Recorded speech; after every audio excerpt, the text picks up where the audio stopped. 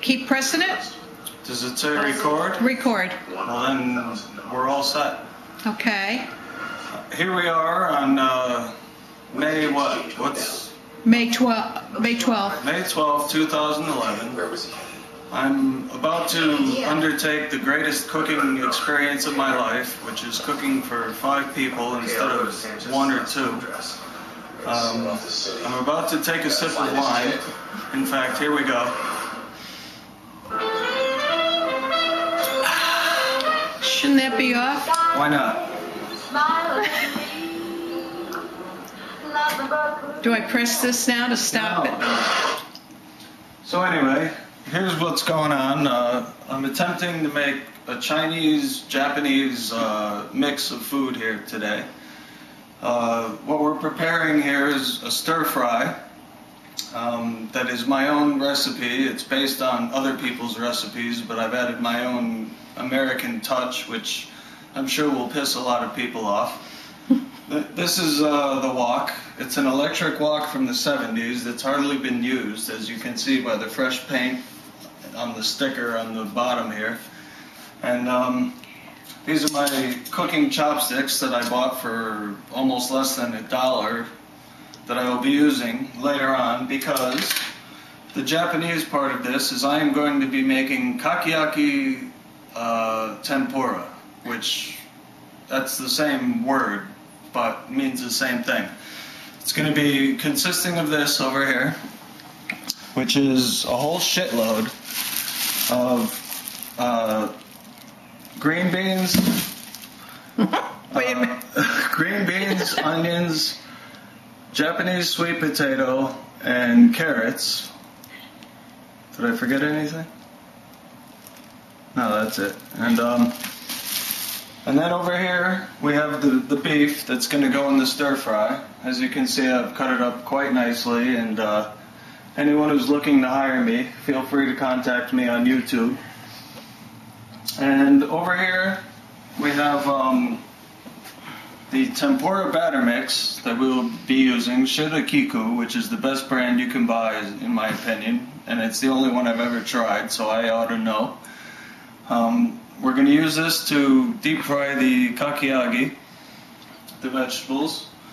We have some chopsticks from a Japanese restaurant that are cheap as shit, and they'll probably split apart the wrong way when I go to break them, but I don't give a shit, because that's the way you eat food like this, and most of the people here tonight are going to use forks and spoons, so screw it. Now here's what makes my stir fry original. See, most people would make their own vegetables, but I take a bag of Bird's Eye Asian stir fry, which is as authentic as you can get, because it has broccoli florets, baby corn, sugar snap peas, mushrooms, red pepper strips, carrots, water chestnuts, all that shit. We're going to throw that in there, but here's where mine becomes different. Here's where I throw my own spin, my American spin on it.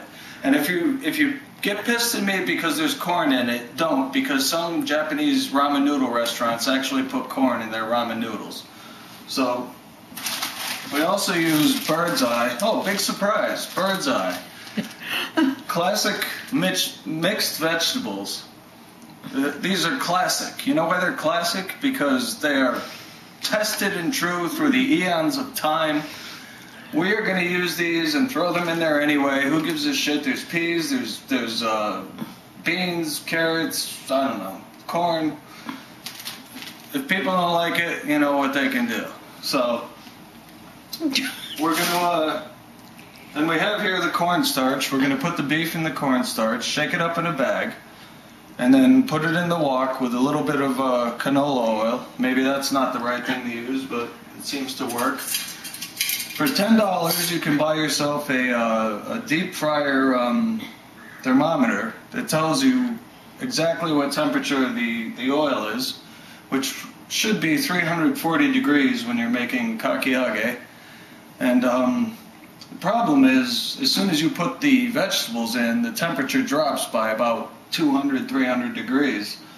So you have to maybe let the oil get a little hotter than that before you put the vegetables in. That's a lesson I learned last night.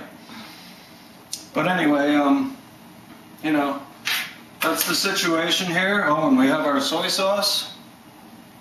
And we have our other sauce that will remain nameless. And that's about it. That's what's going on here tonight. And it's April, what day is it? May 12th. May 12th, 2011, right? Yes. And thank you for watching, and I hope you enjoy the meal as much as we're not gonna. Press this.